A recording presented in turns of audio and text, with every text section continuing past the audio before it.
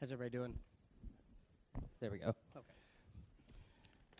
Well, my name's Matt Campbell, and I want to welcome you to the 12th Annual Arkansas Literary Festival. Excuse me. It's a program of the Central Arkansas Library System. Now, tonight you're in for a treat. Oh, excuse me. You are going to be able to think critically and assess what you believe about science, reason, religion, as you listen to Dr. Michael Shermer talk about his latest book, The Moral Arc, How Science and Reason Lead Humanity Toward Truth, Justice, and Freedom. At this point, if you haven't already, I just ask that you take a second and silence your cell phones. After our little discussion here, Dr. Shermer will be signing books out in the front entryway.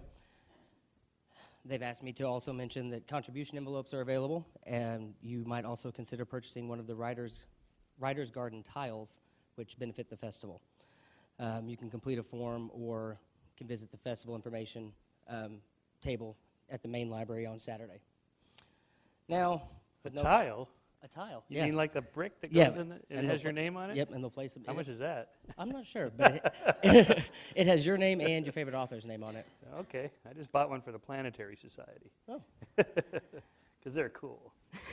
But you should get one for the Arkansas Literary Festival. Right. Yes. Books are cool too. Sorry.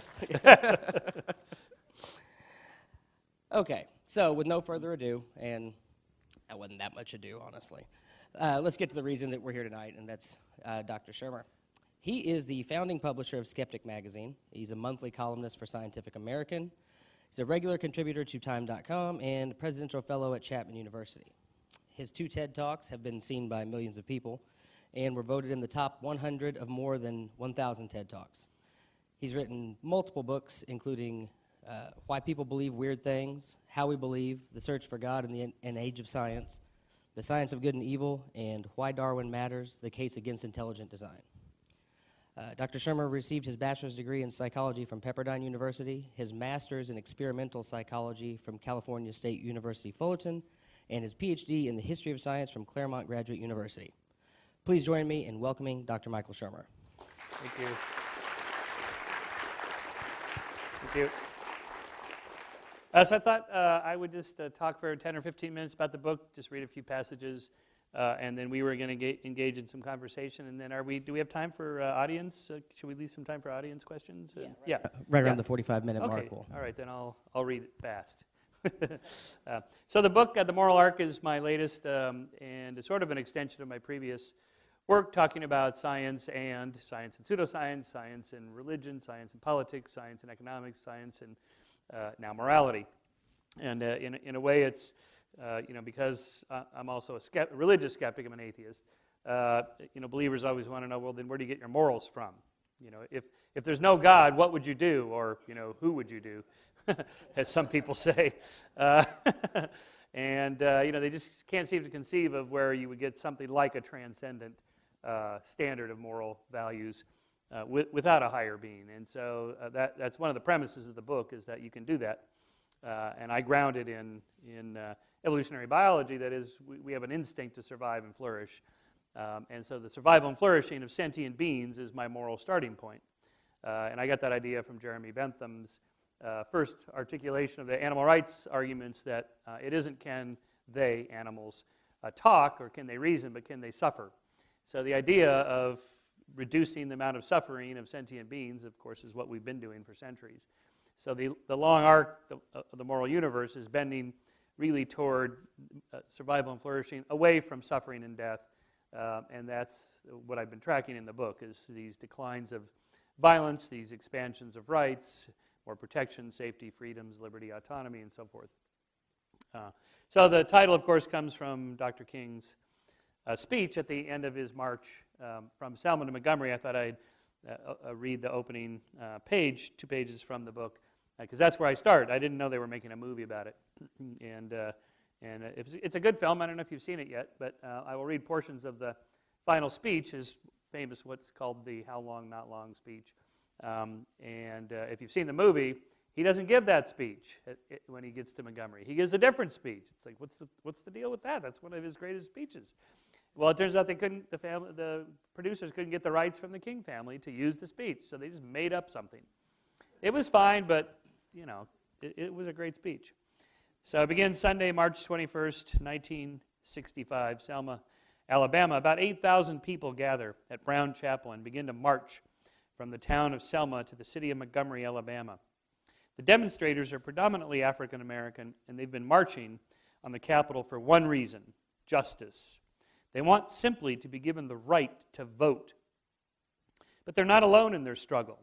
Demonstrators of every race, religion, and class, representing almost every state, have come to march with their black brothers and sisters.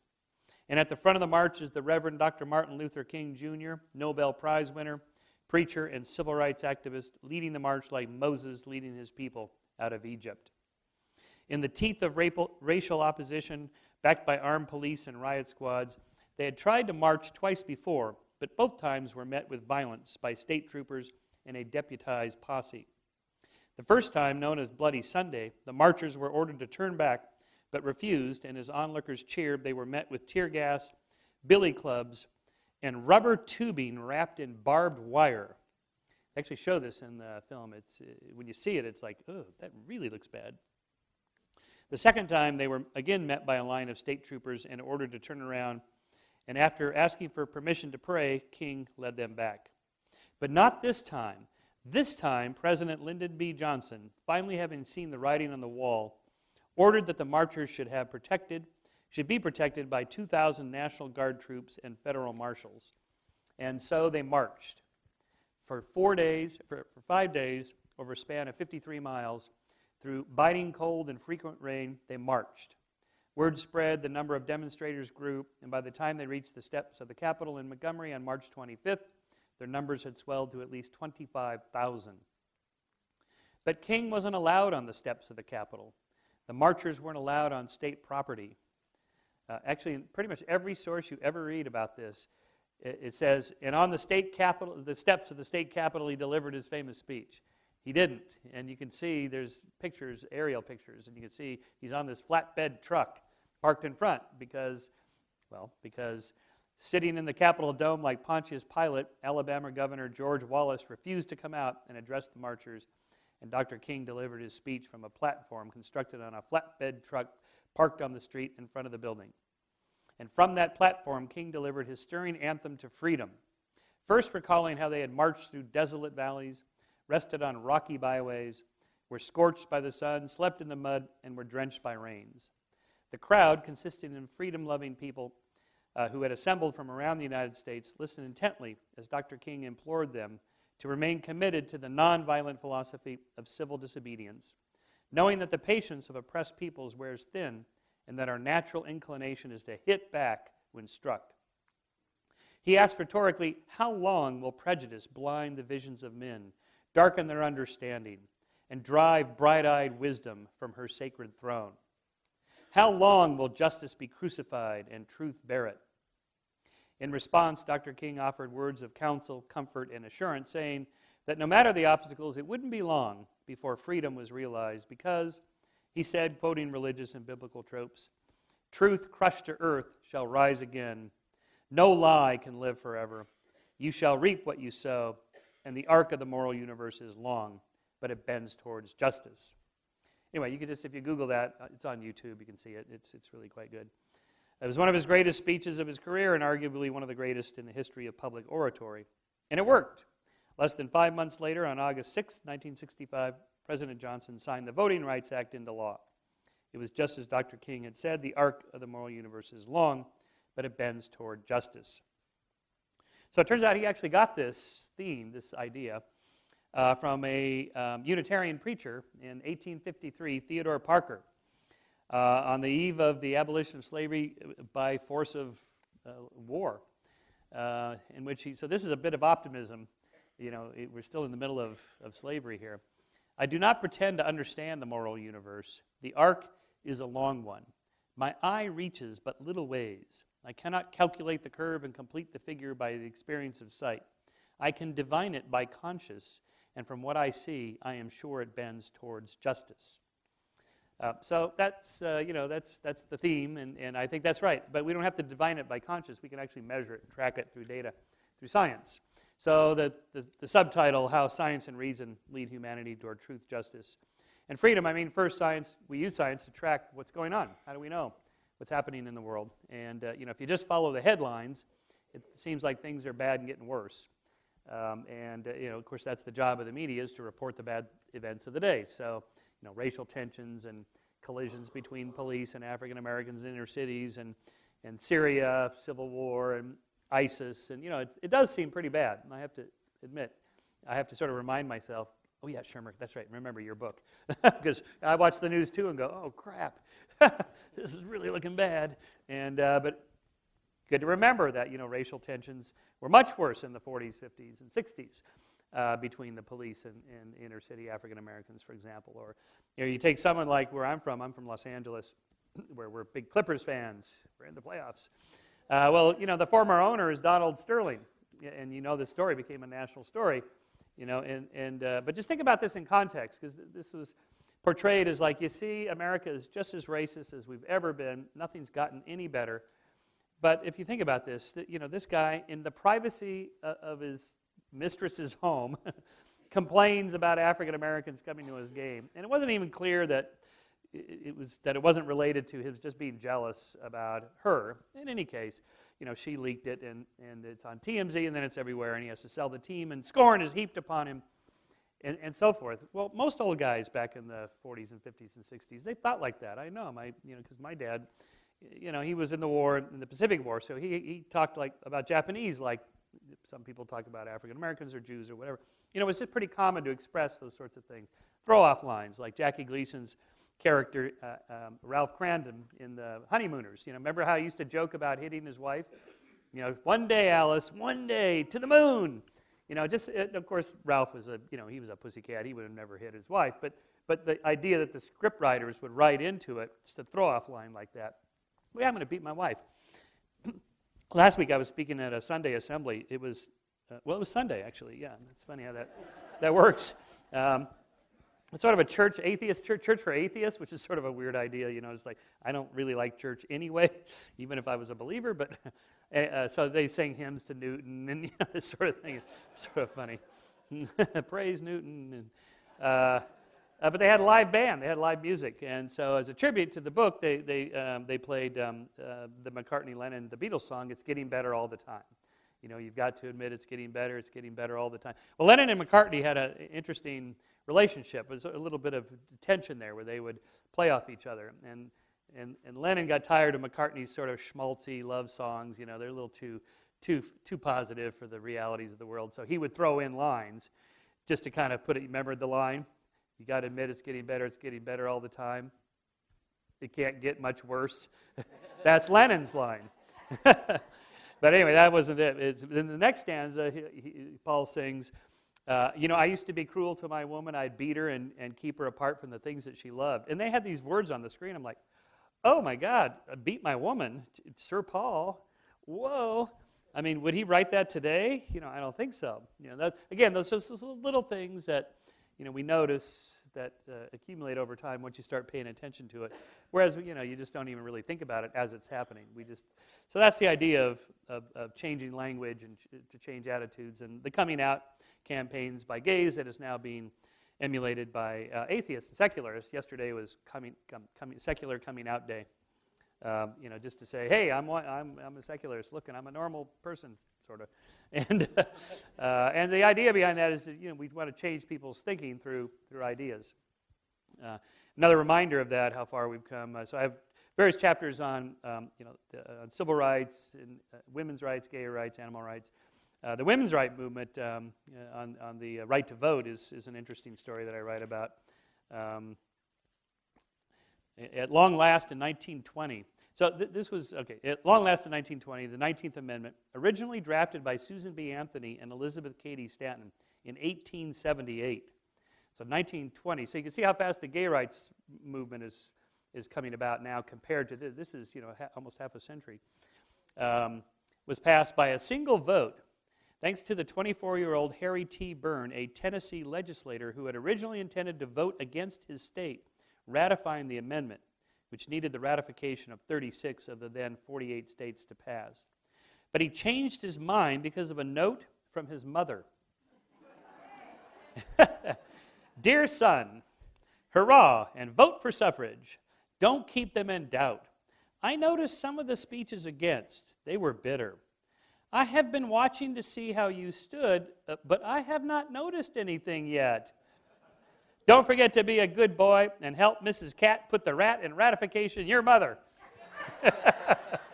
So we actually have this letter. In the end, then, suffrage for women came down to the vote of one young man influenced by his mom. It was rumored that the anti-suffragettes were so angry at his decision that they chased him from the chamber, forced him to climb out a window of the Capitol and inch along the ledge to safety. Thus, suffrage arrived in the United States, kicking and screaming. The gay rights movement, of course, began in 1979 in Stonewall. This is how it begins. The oppressed people just stand up and say, "That's it. We're not going to put up with this anymore. We're going to fight back." And then you have you only need a minority of people in the majority in positions of power and influence to get on your side and start the revolution rolling. And so, as you know, the sort of coming out campaign in the 80s and 90s sort of fueled the legal changes that have been happening over the last decade. And so I'm predicting the gay rights revolution will be done really this year, legally. I think the Supreme Court's going to vote in June, and assuming they vote the way we think they will, and I think they will, then all other states will change their laws. And so legally, in the next year or two, it'll all be done. And then social attitudes usually lag behind 5 or 10 years. And then the same-sex marriage debate will go the same way as the interracial marriage debate. Remember that? Yeah, me neither. I mean, what? That was the thing? Oh, yeah, that was the thing. In the 50s and 60s, should blacks and whites be allowed to get married? Oh, if we allow this, people are going to they're going to marry their cows or something. It's the same arguments that I hear. I debated this theist last week, and so I gave him the arguments about same-sex marriage, and he gave me the standard. Well, if we allow that, then what would prevent me from marrying my son? It's like, is this something you've been thinking about? Is this on your mind? And if it weren't illegal, you just might do it? Well, no. It's like, right. And it's again, where is this a problem that people want to marry their sheep and this kind of thing, or that people will marry 20 women? It's like, okay, so what? I mean, this happens already in southern Utah, but this is not a sustainable system. Most women aren't going to put up with this. And besides that, why not say marry a bunch of husbands? What? It's like, yeah, perspective. Change your perspectives. In any case, but these are all silly arguments that no one will make anymore within a few years. It'll just go away, and then that'll be another revolution. The animal rights revolution, I think, is taking a little bit longer, although good steps have been made toward the prevention of cruelty against animals. That's been around for a long time. And then changing the cattle industry, people like Temple Grandin that have basically said, okay, we're not going to end the meat trade, the cattle industry in America. That's not going to happen. That's not realistic. But let's see if we get the proper treatment of animals, at least give them a decent life and so on. So that's a start. And but vegetarian and vegan rates are still in the single digits. Even in LA, where I'm from, where there's vegan restaurants, and it's a pretty liberal city. Even there, most people still eat meat. So I think we have a ways to go on that. Although the Google guys are working on synthetic meat. This is one of their Google X projects. You just grow it in a test tube, so you don't have to kill any animals. I think they're not quite there yet, but that would be the idea. It's a technological problem that they would solve.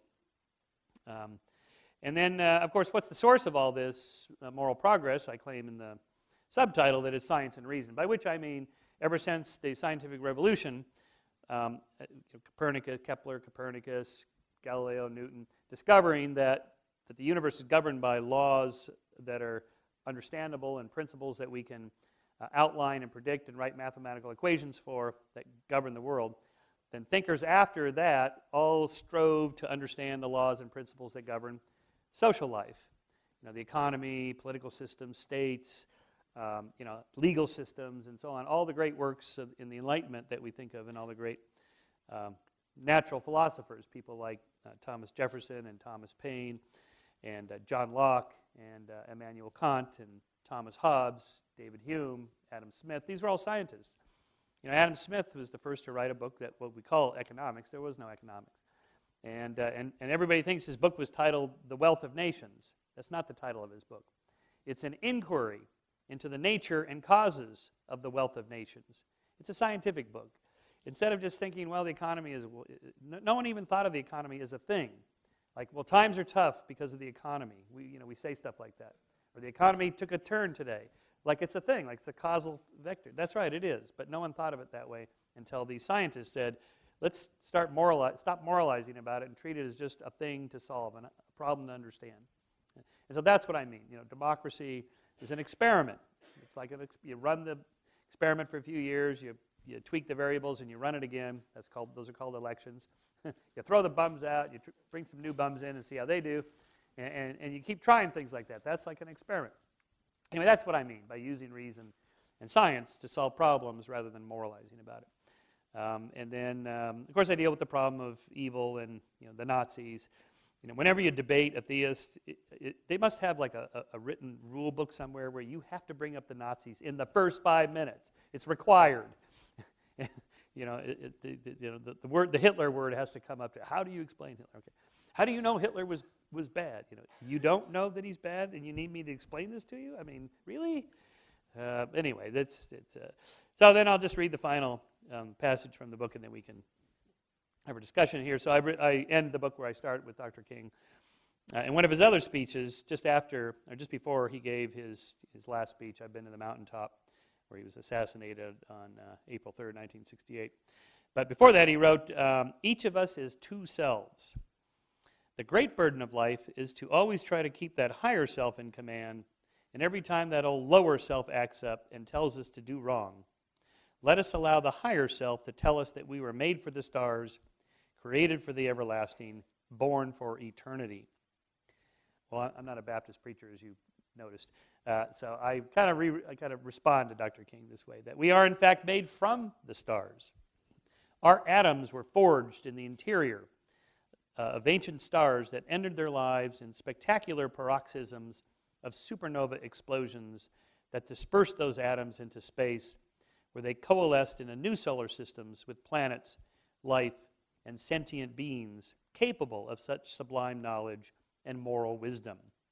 We are stardust. We are golden. We are billion-year-old carbon. Morality is something that carbon atoms can embody, given a billion years of evolution, the moral arc. Thank you.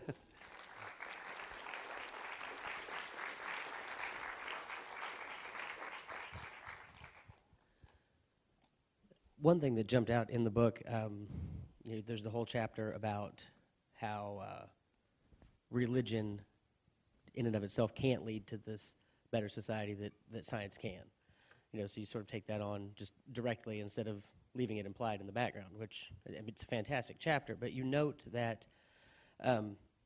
America is much more religious than most of the other Western nations, and that sort of shows itself in any number of ways, especially through like criminal justice. But I guess what I'm wondering is, giving the depth of religion sort of all the way through the political sphere in America, is it even remotely possible that you could see an atheist or an agnostic or even a non-Christian religion a believer being elected president in the next 50 years? In the next 50 years, I think, yeah. I mean, the recent polls over the last decade or so are kind of discouraging. I mean, you could be a black, gay, woman, Muslim and get elected president before you could be an atheist. I mean, like, oh boy. I mean, we're sort of the bottom of the pecking order there. And my atheist friends, they all think Obama's actually an atheist. I don't think so. And that he's just repeating these mantras because you're supposed to. I don't think so, because he still says all that stuff, God bless America and all that, even though he's never going to run for election again. I think he probably does believe. But I think it's becoming less and less necessary. I think it's more of an anomaly that we've gone through since the moral majority in the 80s. And because if you look back at like Eisenhower, Nixon, Reagan, I mean, Carter was a little bit of an exception. He's an evangelical, but even he wasn't wearing his religion on his sleeve like Bush did. So I think this is just a little temporary anomaly. I think we'll get back to, it doesn't really matter. that it's not quite as important. I do think we'll get there, and that we're just another minority, so to speak. That the coming out will just help. We are the fastest growing religious group in America is the nuns. The NONES, not the nuns. That is people that have no religious affiliation at all. Now these aren't necessarily atheists and agnostics. That a lot of them are followers of Deepak. And I believe in the Great Spirit in the sky or whatever. Sort of deist, pantheist, whatever. But at least that's good, because then they're not being influenced by a particular religion, which can then try to influence political issues. So that's then it will become less important. You also argue in the book that most, or I guess all, immoral beliefs are really just factual errors. And Yeah. I don't know how much you follow Arkansas politics, but Well, our General Assembly spent most of the last 3 months proposing and passing all sorts of just insane laws, but a lot of them were targeted at, overt discrimination towards gays and lesbians, or even passing laws that would prevent municipalities from not being able to, from passing their own non-discrimination. So I was wondering if you could expand on what you mean by sort of factual errors in the context of how that plays out. You mean so Arkansas politics are passing laws to protect gays from discrimination? No, they're passing laws to discriminate, and also telling cities and counties you also can't enact ordinances that would prevent that discrimination. So fighting it on both ends, I guess. Oh, okay, wow. Yikes. Okay. Well. So first of all, by the sort of thinking of a lot of moral issues are actually just errors in thinking. I call that the witch theory of causality. That if you believe that women cavorting with demons in the middle of the night causes crop failures and the plague and disease and accidents and disasters, then you're either insane or you lived 500 years ago. When everybody in Western Christendom believed that, and therefore burning a witch. They believe that this was a good thing. Not only is it going to save our crops and solve the problems, but we're going to save her soul. But they're just mistaken. There's no such thing as demons. They don't exist, and it's demonstrably provable that women can't actually fly on brooms. You can actually you can test this.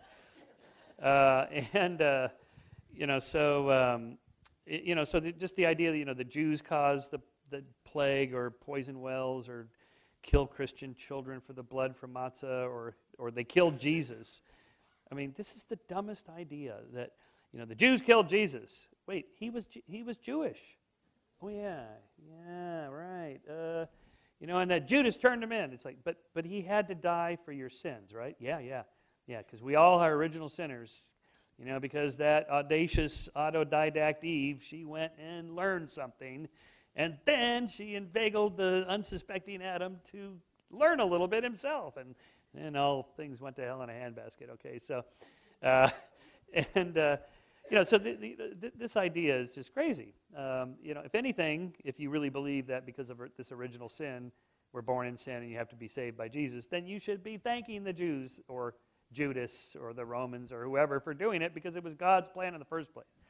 Now I'm getting a little bit off that. I don't go quite that far into it in the book, the whole resurrection idea. And somebody else taking the blame for you for your sins. If you hurt somebody, they're the ones you should apologize to. They're the ones you should ask for forgiveness from, not a third party who's going to let you off the hook. That's just... and besides that, okay, now I'm really getting started here. So Christianity is monotheistic. There's just one God. So Jesus came here, and he's God. Yes, he's God. But he's God incarnate, right? So then he is sacrificed. Why is he sacrificed? He's sacrificed to God because of our original sin, and he's going to punish us if we do not accept him. Okay, so, but this is God. Jesus is God. So God is sacrificing himself to save us from himself. This is just barking mad. I mean, who would come up with something like this? And, I brought this up last night in Birmingham with this theologian, and he's like, well, it's like a wave-particle duality. Like, okay.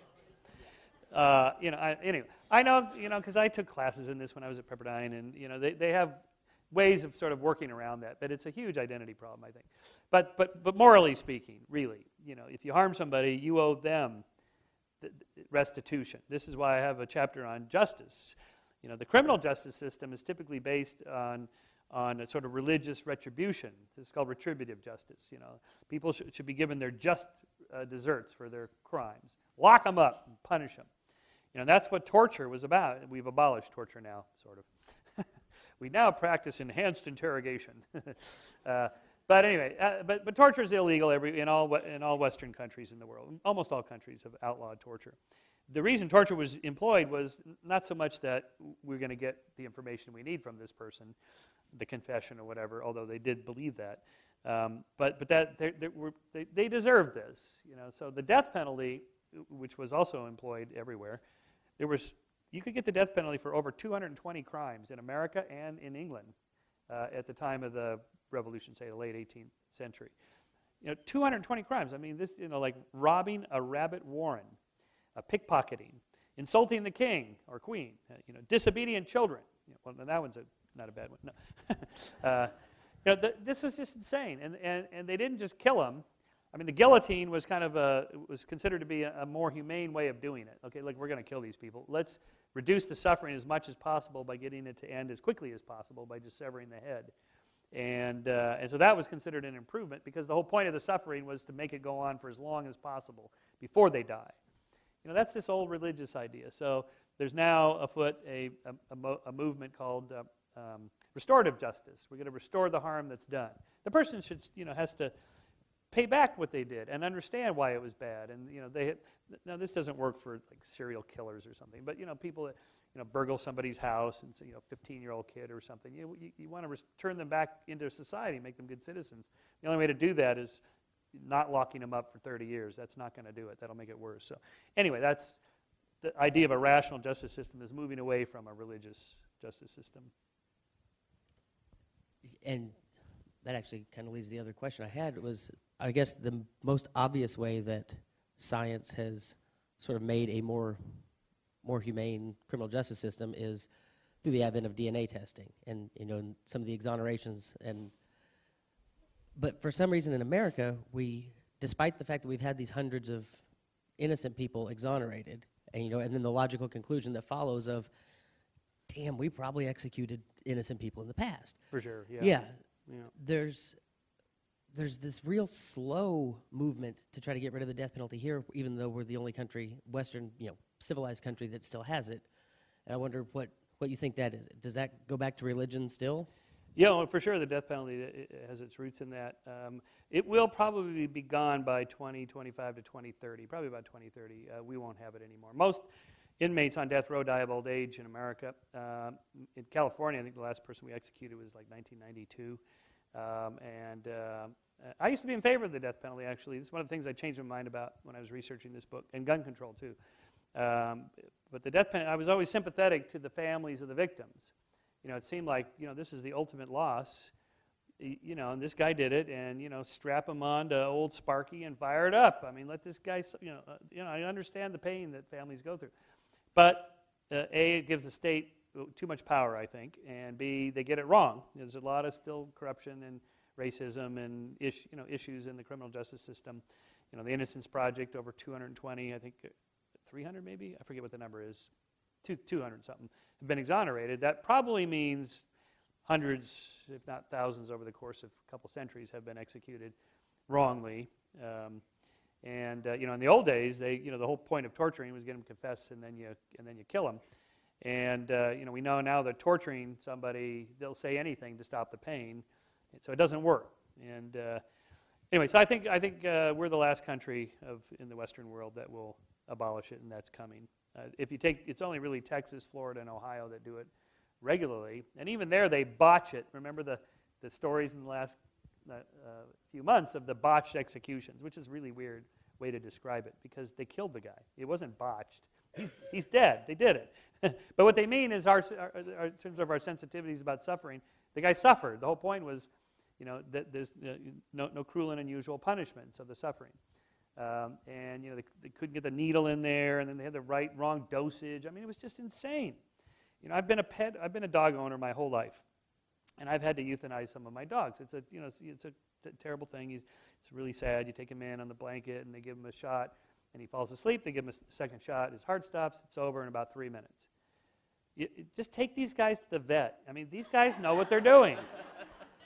Why fiddle around with this thing that goes on for hours? And oh boy, Anyway, that's, don't quote me on it. I'm just. Well, it's a little difficult to see, but we're going to open it up for questions, and I'm going to do my best to see who's raising their hand, and we'll just kind of go that way.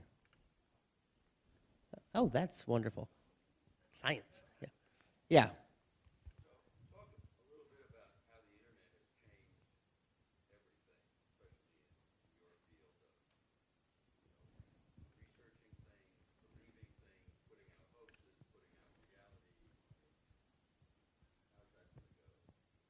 The internet, well, yeah, the interweb, it's a great thing. I haven't been in a physical library in years.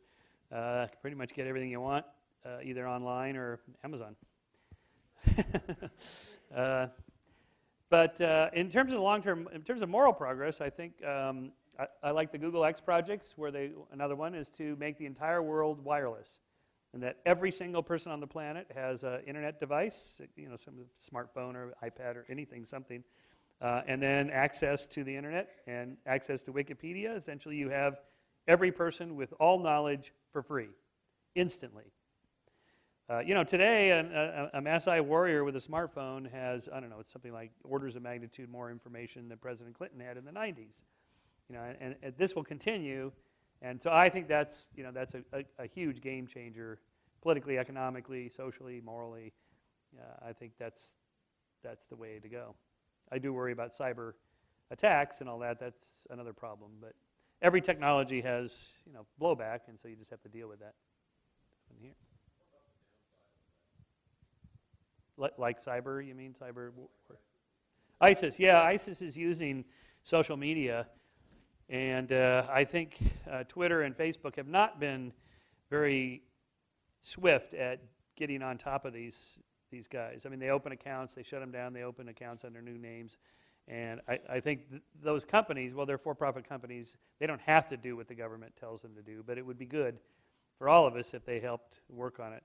In terms of things I'm worried about, in addition to a nuclear Iran, would be ISIS. Now, I don't think they're an existential threat. No terrorist organization has ever overthrown a state and set up a new government, although they're trying to do this in Iraq. And they did take Mosul, but I think because we're now back intervening, I guess we're not going to sit this one out either. This is the problem when you're the big gorilla in the room, is that if you don't do it, no one will do it. And then if we don't act to help the people that are being murdered by these thugs, then we'll be blamed for not doing anything. And then if we intervene, then we're called interventionists. And so I feel sorry for any president that does anything, because no matter what you do, you're going to be. Remember, Clinton didn't move on Rwanda, so he was severely criticized for that. So then he intervenes in Bosnia, and he's severely criticized for that. It's like, okay, well, what are we supposed to do? Well, morally, we got it. We need to help people that are having their rights violated in some way, economic sanctions or military action. I prefer economic sanctions. They don't always work. Didn't work for Cuba, so okay, forget it. Let's just open the borders and go there, and see what happens. But with people like ISIS that want to return the world to a 7th century caliphate, where everybody, Jews, Christians, atheists, they'll all be murdered, and women will be returned to essentially property like cattle and have no rights at all. And we can't let this happen. I don't think it will happen. I think there's enough states that will stop it, but that I am concerned about. And they do use social media and the internet. Yep. Here.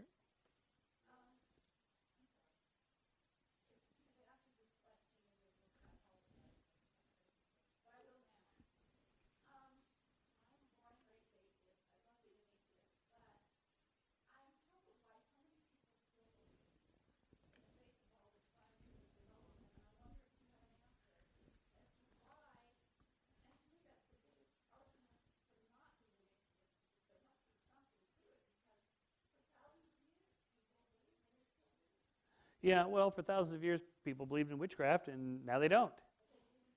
Yeah, they believe in something else. Well, yeah, well, I think there's a neural basis to believing in, not God per se, but agency.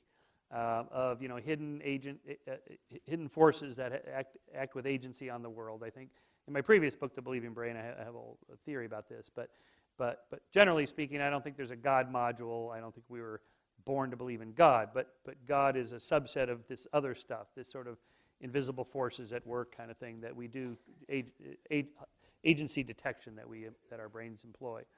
But I am encouraged by, again, I mentioned the 1 out of 5 Americans are nuns. Now, those aren't atheists per se, but at least they don't have a religion. But that's actually a low number because that's for everybody. The millennials born after 1981, it's over a third now. And in European countries like Sweden, Denmark, Norway, Holland, the rates are less than 50% of believers in God. And that's on only half a century. And so it's possible for people to not believe in God. And it's not just a few, it's tens of millions, maybe hundreds of millions out of the 7 billion. We're still a minority, but so it's not, even if there is a genetic or instinctive basis to it, it doesn't mean you can't change it. So I think we will. But let's just start with attenuating the influence of religion on political, social life and work from there.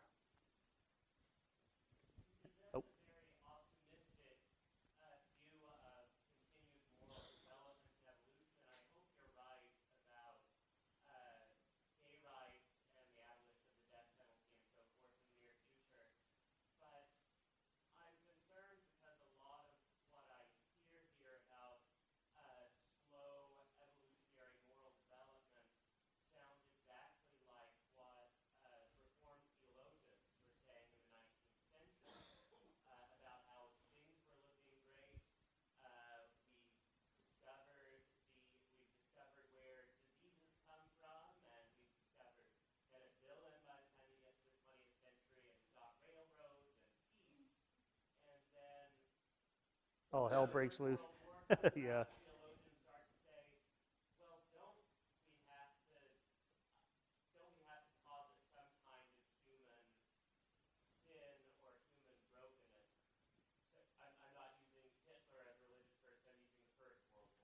Okay, that's fine. Yes. It's good enough because it was bad. Yeah. I think it's very unlikely we'll experience something like a First or Second World War. Again, I think we've set up enough checks and balances and political tools to prevent that from happening again. I mean, just think of Putin and the Crimea and what he's done. Again, scorn heaped upon him. Economic sanctions. His economy's in the toilet for just doing this one little thing. What are the chances he could cobble together a union of Soviet socialist republics like Stalin on that level? What are the chances of him just swooping in and gobbling up all those NATO countries without NATO doing anything about it, including our backing of it? Again, no one wants to go back to war. This idea of a European war sounds ridiculous at this point. And that is another point. What are the chances of Germany and France, or France marching its troops through the Channel into London? I mean, it just sounds absurd at this point. For 500 years, this is all these guys ever did was fight and stopped. So I think your point is well made in this sense that it's not inevitable what I'm talking about. None of this is inevitable. It could go south. It could. Nuclear weapons could be detonated. It's a dirty bomb, biological weapons, and so forth. Yes, that could all happen. It's just less likely to happen than in the 19th century, despite the optimism of people like Theodore Parker and others. I think the tools are there, and we can see the trends. And there's a sign of a consensus amongst historians that without Hitler, there probably would not have been not only no Holocaust, but probably no Second World War. I mean, there was virtually nobody that really wanted war in Europe at that time, except Hitler. And that's one of the ways he got away with so much, because nobody wanted to stop him militarily, because they had just gone through the... So had he just been standing like a foot to the right at the beer hall pushed when the police shot on the Nazis, he'd have been dead. Or had he gone into art instead of politics as a career, he and Churchill could have had a paint-off or something, because Churchill was a painter too. I think probably it wouldn't have happened. I think, sometimes history turns on those little contingencies, and I think that's one of them. And this is countering the idea that World War I and then World War II was inevitable, and if you look at the graph, we're due.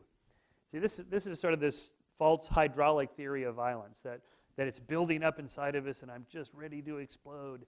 That's not how it works. There's no instinct like that at all. It's completely contextual. Violence and aggression comes out under certain well-defined contexts that we understand now.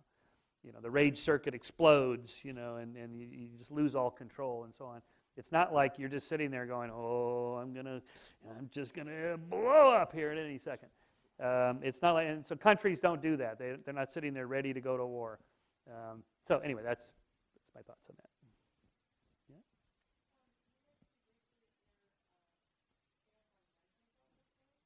Oh yeah, well, because I'm pretty much a lifelong libertarian, sort of small L, but I'm more of a single issues person. So I was kind of generally against gun control, just more pro freedom, until I started reading stuff, and then I started debating this guy John Lott, who wrote this book, More Guns, Less Crime, and he's one of these guys that, like the NRA, like who's the head of the NRA? Lafayette, Pierre, yeah, arm everybody, students, kids, everybody, teachers, everybody's got guns. What could go wrong? But studying violence and how this what happens, why are homicide rates so much higher in America than Europe, despite this overall decline? We're still higher, for a couple of reasons. One, there's 300 million plus guns. They're just everywhere, and then you throw into the mix young males with alcohol or drugs. And an illegal drug trade, especially where there's no free market, there's a black market. When there's a black market, where there's trade, but there's no dispute resolution through the state, the criminal justice system. You can't call the police and go, that he's coming in on my turf, and this is my turf. Because you can't. No one has any turf. It's all illegal, so you can't go to the court system and go, I'm going to sue you. You sold me some rotten cocaine. I'm going to sue you. No, I'm going down to your house at midnight, and I'm going to shoot you. And this is what drives it up. But if you look at homicide, causes of homicide rates, the criminologists say it's about 90% moralistic in nature.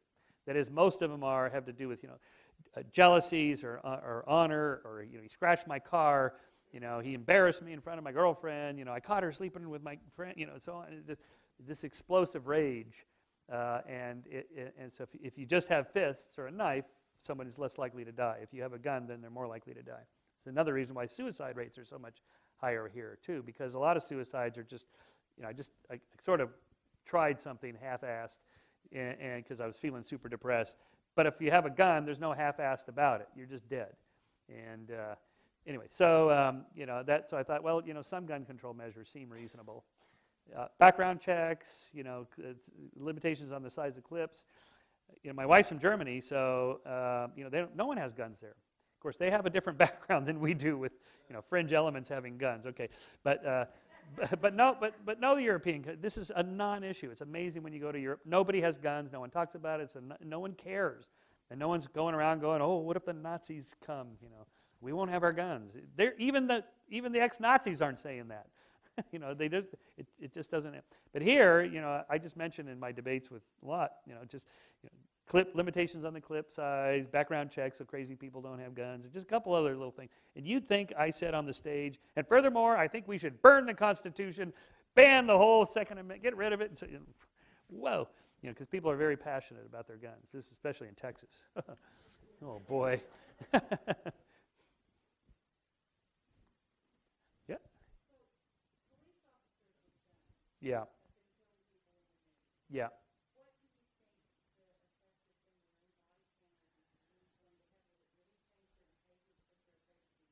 I think it will. I think body cameras are a good idea. More transparency. Look, we've already lost the privacy issue anyway. There's cameras and computers, and your NSA, Google, Facebook, they all know everything about you. They know more about you than you know about you. And so forget it. It's gone. Just live with it. Let's use that to see if we can reduce those sorts of things from happening. I do think that's the solution. I do think that that the police problem is getting better. The fact that more people have cameras and are capturing it, highlights it, makes it seem like it's worse. I don't think it's worse. I think most of the time, most police are good, just trying to do their job. And what happens psychologically is you can see, like the shooting in South Carolina, right, where the guy was running away. You could see the cop, he was just sitting there talking to him. He looks perfectly normal, like everything's calm, everybody's fine, he's just doing his job. And then within like a minute, he's in explosive rage and boom, boom, boom, shoot. And so what happens, we know that you lose control, like with the Rodney King beating. You can see these guys just become animals. It's like they're completely out of control, and that's exactly right. They are. There's a rage circuitry we all have. All mammals have a rage circuit. It's there for a reason, to rebut predators and other organisms that are challenging your status, and status fights and that sort of thing. You got to stand up and fight for yourself, or someone will take advantage of you.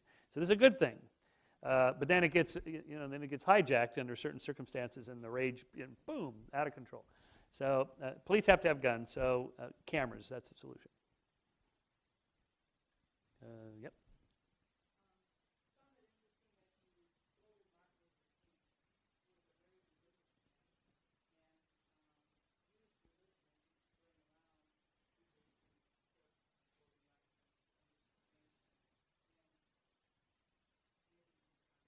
Yeah, well, Dr. King certainly was Reverend Dr. King, and he was a Baptist preacher, sure. But in his own autobiography, he says his biggest influence was Gandhi, who was a Hindu. And furthermore, the theologians he would quote and cite tended to be the more liberal theologians that were, socially liberal, politically liberal. And okay, so my critique of religion is not so much that religions, I acknowledge that religions are really good at rallying the troops and bringing out social support to get things done. Absolutely, you have a Katrina type event, and we need to man the soup kitchens, help the poor, and so on. Religions are really good at that. Mormons are super good at this. They have a professional tithing program. It's like withholding practically. And but what I'm arguing is that the moral rights revolutions that we triumph did not start necessarily or be driven by religious forces. Like with slavery, for example, everybody holds up William Wilberforce as the champion. He was a deeply religious man. But first, he was obsessed with everything people were doing. He was a super moralizer. He had all these sort of on-the-side organizations, societies to get people to quit drinking and cussing and dress right. And he was just sort of into, like, people should change their behavior the way I think they should live. And slavery was one of them. Okay, good for him. But who were all the people that he was fighting against? It was his fellow Christians, his Anglicans in Parliament. They all wanted slavery. Slavery's great. It's a wonderful thing. It's good for the blacks, good for us. Saves their souls. They have a better life. It says right there in the Old Testament. It's all outlined. It's a biblical thing. God approved it. And these are the arguments they really did make. And so, while it's true the Quakers and the Mennonites agitated in the 1600s for the abolition of slavery, they had no effect at all, because all their fellow religionists were in favor of it. So that would be an example. And you can see right now in the gay marriage, same-sex marriage debate, who opposes it? Mainly Protestants, evangelicals, and Baptists. They're all opposed to it. And Catholics and the more liberal, Reformed Jews, Episcopalians, and humanists and Universalist Unitarians. That's who's supporting it. So that's a good model to see how things happen. Once religions get on board, then so here's my prediction, that in about 5 years or 10 years or so, all Christians are going to say, gay marriage, I was always in favor of that.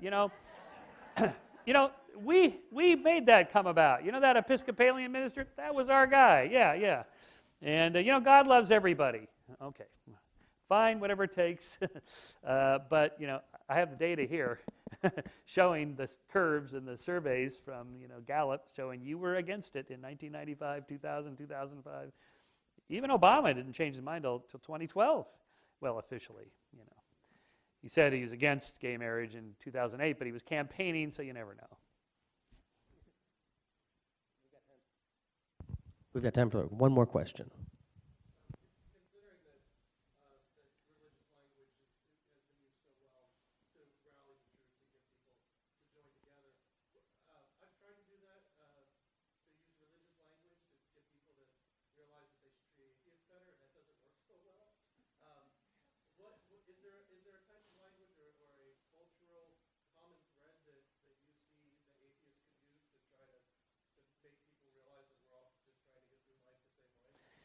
Well, saying that actually is a really good way to say it. Just say that. first of all. This is actually a big debate in atheist secular circles. What's the strategy? Do we do the Dawkins-Hitchens, bulldog approach? Do we do this approach that we're nicer and more respectful? Do we do like my friend Peter Boghossian does? He calls it the street. He's a street epistemologist. He's like Columbo, I just have this one more question. Explain this Trinity thing to me. The 1 and 3, 3 and 1. I'm just not getting it. And you just sort of pull it out of them, like just what? And the answer is there is no one right way, because there's so much diversity in religious people and faiths and so on that everybody's different. Depends on the context, where you're at, where you're sitting at a restaurant or a ball game or whatever. It depends on when you bring the subject up, how you do it. Generally speaking, though, Carol Tavris has a good book on mistakes were made but not by me. It's about cognitive dissonance and what happens when two people are here and then they start to disagree and they sort of go down this pyramid, she calls it, and they just get separated so far apart. You just dig in. At the moment you start attacking somebody, the cognitive dissonance kicks in and they have to justify why they're right, and they justify it more and more and more. So there's certain strategies about how to talk to somebody so that they don't feel disrespected, they don't feel insulted. If you say, well, you're just an idiot if you believe in God, pretty much for most people the wall's going to go up. It's like no one likes to hear that, and people don't ever think that they're idiots. It's like when I deal a lot with pseudoscience. Well, there's no such thing as pseudoscience. There's no pseudoscientist that goes to a pseudo lab to conduct pseudo experiments every day, and he's thinking, here I am, a pseudoscientist. You just have to deal with the claim as it stands and be respectful and nice and say, well, that's so interesting, this perpetual motion machine. Really? How does it work? Anyway, so it's a hard one. There's no quite right answer. It's just individual cases. Should we do one more? Yeah, let's we do can one do more. one more. There's one more.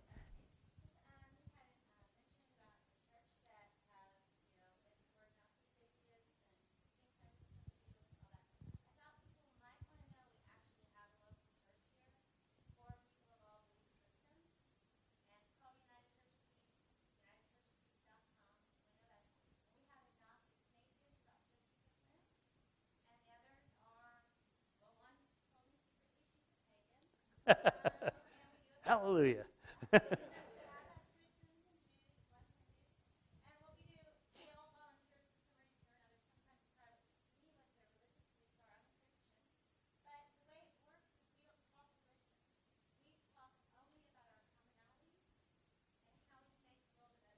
I like that.